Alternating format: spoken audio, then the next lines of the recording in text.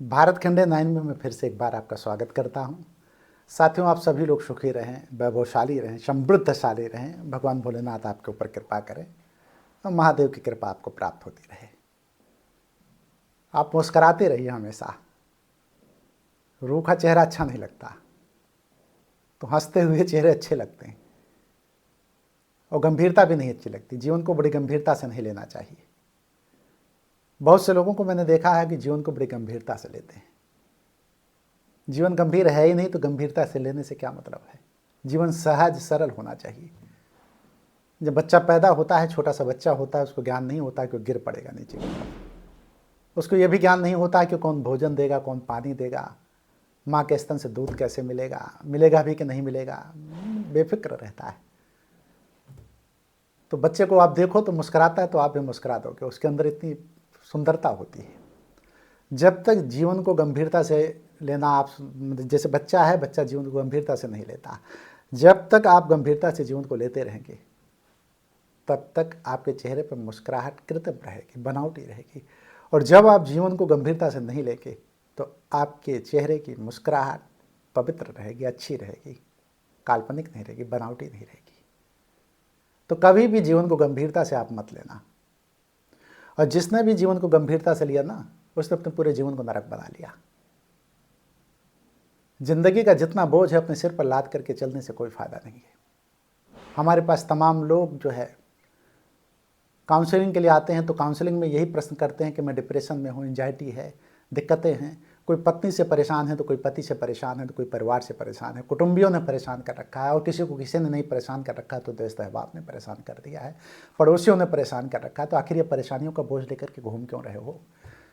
बड़े भाग्य मानुष तन पावा, सुर नर मुनि ग्रंथन सब गावा। उसके बावजूद भी मनुष्य का तन मिला है, पटका उस गंदे नाले में बचकर भी पाक न हो पाए। वो जलन बख्श दी है तूने, जलकर भी खाक न हो पाए। इतने मुश्किल से मिला है ये मनुष्य का तन, उसके बाद भी तुम जो है कहते हो, रोते हो, बिलखते हो, दुख है, तकलीफ है, दर्द है। और फिर एक बात आती है कि इसी वीडियो पे लोग कह देंगे कि भाई जिसके ऊपर पड़ती है वही जानता है कितना दुख दर्द तकलीफ होती है। मैं भी जानता हूँ दुख दर्द तकलीफ क्या होती है, लेकिन उसको चिल्लाते रहने से तो कुछ हासिल नहीं होगा ना। आप लाख चिल्लाते रहो कि दुख दर्द है, दुख दर्द है, उससे क्या हो जाएगा। अंधेरा तो तभी छटेगा जब प्रकाश उजाला होगा। और यदि पूर्व के कर्म अच्छे नहीं हैं तो वर्तमान के अंधेरे तो आपके सामने प्रकट होंगे ना। और जब उजाला आना होगा तभी आएगा। रात 2 बजे आप उठ जाओ, कहो कि उजाला हो जाए, सूरज निकल आवे, निकलेगा। लाख आप दीवारों से अपने सिर को पटकिए, फोड़ डालिए अपने सिर को, खूब प्रयास कर लीजिए, जो है मैं दावा करता हूँ कि सूरज अपने समय पे ही निकलेगा। कभी आपके सिर दीवार से लड़ाने से नहीं निकलेगा, निकल ही नहीं सकता। तो वक्त जब आएगा, समय जब आएगा तो प्रकाश फैलेगा और अंधियारा छटेगा और जीवन का उजाला आपके जीवन में आएगा। जीवन में उजाला ही उजाला हो जाएगा। और बोझ लेकर के घूमने से क्या फ़ायदा। धन द्रव्य वस्तु पदार्थ का कलेक्शन कर करके अपने जीवन को दुखी बनाने से कोई मतलब नहीं है। जो धन द्रव्य वस्तु पदार्थ है उसका भोग करो। तेन तक तेन भंजिता, त्याग रूपी भोग करो। मतलब जो पदार्थ है, हमने नहीं कहते कि धन नहीं इकट्ठा करो, इकट्ठा करो, लेकिन उसका भोग भोगने के बाद और भी लोगों को उसको उपयोग करने के लिए दे दो। इकट्ठा करने का कोई अर्थ नहीं। एक छोटी सी बात मैं बताऊँ आपको, एक गोबरौला होता है, आप जानते होंगे। तो गोबरौला की प्रवृत्ति मैं बता दूं क्या होता है। शायद कभी आप लोगों ने देखा हो, जहाँ गाय होती है, भैंसे होती हैं, गांव ग्रामीण इलाके में जो है, तो वहाँ गोबरौला ज़्यादा पाया जाता है। सुबह से उठता है वो, तो उसका काम क्या होता है जानते हैं आप। वो सुबह से जब उठता है तो गोबर के लिए ढूंढने के लिए, उसकी महक बड़ी तेज होती है। अगर 10 किलोमीटर दूर भी अगर कहीं गोबर की महक आ जाएगी तो वहाँ तक चला जाएगा। किलोमीटर, 2 किलोमीटर, 100-200 मीटर की तो बात ही छोड़िए। उसका पहला लक्ष्य होता है, सुबह उठता है तो गोबर की तलाश में निकल पड़ता है और सारा दिन बड़ी मेहनत करता है। किसी गोबरेले को आप जब देखेंगे ना तो इतनी मेहनत करता है, इतनी मेहनत करता है कि आप सोचेंगे आखिर मेहनत कितनी कर रहा है। वो गोबर को गोल गोल करता है, गोल गोल लपेटते लपेटते लपेटते लपेटते बड़ा सा गोला बनाता है। अथक प्रयास करता है। वो सोचता है बड़ी मेहनत कर करके मैं सारी चीज़ संचय कर लूँगा, तो इसीलिए उसका नाम गोबरौला भी है, गोबर को इकट्ठा करने वाला गोबरौला। और सारे दिन मेहनत करने के बाद शाम को जब अपने घर की तरफ जाता है, अपनी मतलब बिल की तरफ जाता है, बिल ही तो उसका घर है, तो जब बिल की तरफ जाता है तो वहाँ पहुँच करके देखता है कि अरे बड़ा धोखा हो गया। धोखा ये हुआ है कि ये जो मैंने बनाया गोला ना, ये बड़ा है और जो बिल है वो छोटी है। अब वो लाख कोशिश करता है कि उस बिल में उस गोले को अंदर कर दे। पानी पी लूं, 1 मिनट।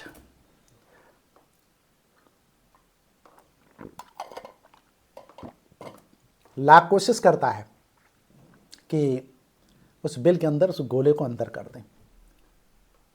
अब उसे छोड़ने से छोड़ा नहीं जाता।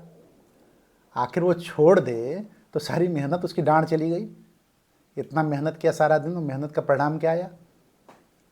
वो खूब जद्दोजहद करता है, बार बार उसी में वो धक्का देता है, लेकिन गोला बड़ा है, बिल छोटी है। थक जाता है, थोड़ी देर बैठता है, फिर धक्का देता है, फिर ले जाता है, फिर ढनंग आता है, फिर धक्का देता है। अंतोगत्वा हताश और निराश होकर के गोले को छोड़ करके अपने बिल में चला जाता है।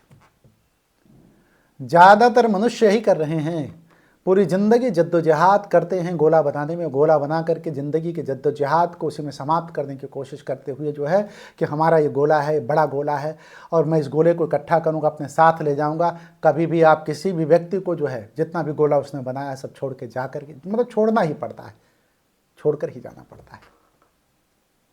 आप अपने गोले को नहीं ले जा पाओगे, ध्यान इस बात का रहे। तो जिंदगी को गोबरौला की तरह मत जियो। गोबरौला और मनुष्य में अंतर है। बड़े भाग्यमान स्तन बाबा, व्यर्थ मत गंवाओ अपनी जिंदगी को, अपनी ऊर्जा को, और किसी भी स्थिति में अपने को जीने की ललक पैदा करो अपने अंदर, सात्विकता के साथ। ऊर्ध्वगत की तरफ बढ़ो, अधोगत की तरफ मत बढ़ो। यदि अधोगत की तरफ बढ़ते हो तो निश्चित तौर पे आप अपने जीवन में दुख प्रकट कर रहे हो, और आने वाले समय में भी दुख होगा। पुनरप जन्म पुनरप मरणम पुनरप जननी जठरे सैनम। बार बार आप जन्म लेते हैं, बार बार मृत्यु को प्राप्त होते हैं, और बार बार आप मनुष्य तन पा करके भी गोबरौला वाली जिंदगी जीने का प्रयास करते हैं। धन इकट्ठा करते हैं, धन को संचय करते हैं, तमाम बड़ी बड़ी बिल्डिंगें बनाते हैं, तमाम पैसों का सागर इकट्ठा करने की, पैसे ही पैसे हो जाए।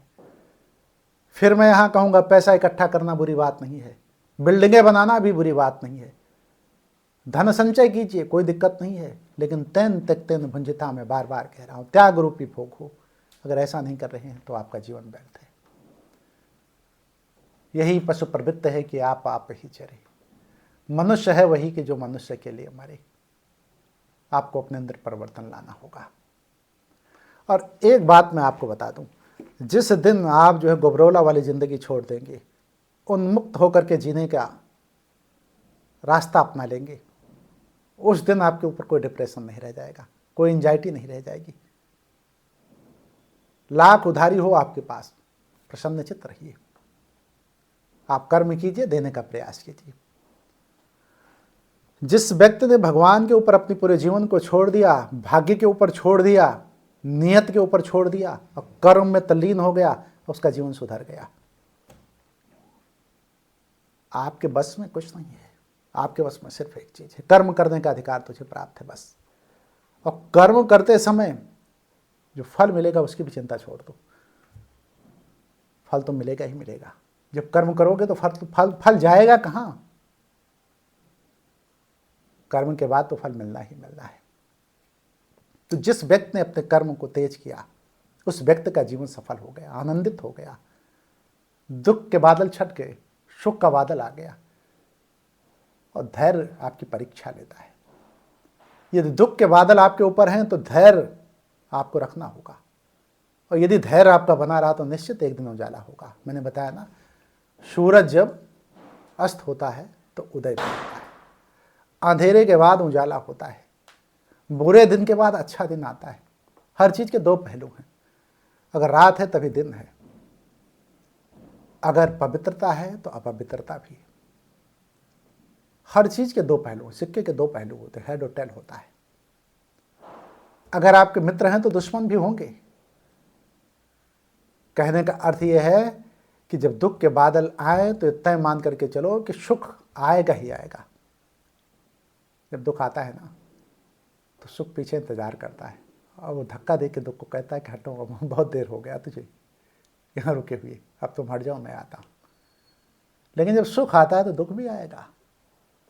दुख सुख बारी बारी आते हैं, तो दुख की घड़ी में आपको परेशान नहीं होना है।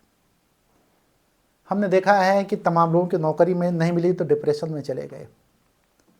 हमने ये भी देखा है कि बहुत लोगों की बच्चियों की विवाह शादी में दिक्कत आई तो वो डिप्रेशन में चली गई। ऐसा भी मैंने देखा है कि तमाम पुरुष 25-30 की उम्र में जब पहुंचते हैं, युवा जिनको हम कह सकते हैं, तो वो भी शादी नहीं हुई तो डिप्रेशन में चले गए। खोज जारी रखो, विवाह के लिए प्रयासरत रहो, लेकिन भगवान के भरोसे, महादेव के भरोसे छोड़ दो। कर्म करो, उपाय निकालो, विधियां बनाओ, किन विधियों से चलना चाहिए, रणनीति बनाओ, कोई भी कॉन्स्पिरेसी तैयार करो कि कैसे मुझे किस तरीके से अपने जीवन को जीना है। सब कुछ करते रहो, ऊर्जा, उत्साह, उमंग, उल्लास के साथ जीने का प्रयास करो। अपने अंदर तेज पैदा करो। आपके तेज और आपकी तेज धार यही जो है आपको आगे ले जाएगी, कर्मशील बनाएगी। लेकिन महादेव के ऊपर सब छोड़ दो, क्योंकि तेरे बस में सब कुछ नहीं है। न तेरा जन्म तुझसे पूछ के हुआ, न तेरी मृत्यु तुझसे पूछ के हुई है। तो तेरा ये जीवन है, तेरे हिसाब से नहीं चलेगा। पूर्व जन्म के कर्म और वर्तमान के कर्म, मतलब प्रारब्ध और क्रियमाण दोनों मिला करके चलेगा। इसका बड़ा गणित है, 10-20 मिनट में इस गणित को नहीं समझाया जा सकता, न बताया जा सकता है।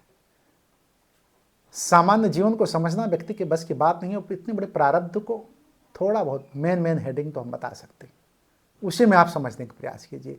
और उसके बाद भी यदि समझ में ना आए तो वीडियो में, इस वीडियो के लिंक में मेरा जो है, मतलब आप देखेंगे डिस्क्रिप्शन में मेरा जो है मोबाइल नंबर है, उस मोबाइल नंबर पे आप चले जाएं। लेकिन मोबाइल नंबर पे आप इंटरनेट कॉल ही करें, व्हाट्सएप कॉल 8 बजे से 9 बजे तक करें।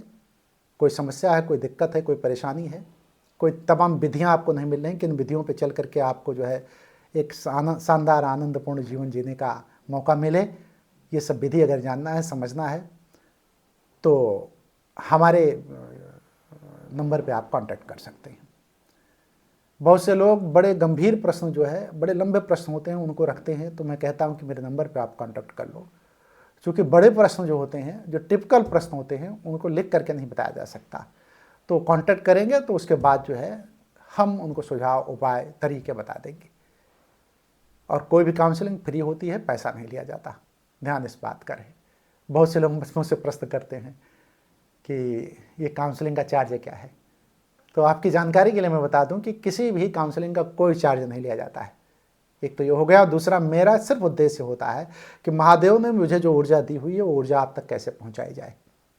और महादेव की ऊर्जा से यदि आपका जीवन सफल हो जाता है, आनंदित हो जाता है, प्रसन्नपूर्ण हो जाते हैं आप, प्रसन्नता आ जाती है, प्रसन्नचित्त हो जाते हैं, तो मैं समझूंगा कि मेरा भी भाग्योदय हो रहा है और महादेव के द्वारा दी गई जिम्मेदारियों का निर्वहन मैं कर पा रहा हूँ।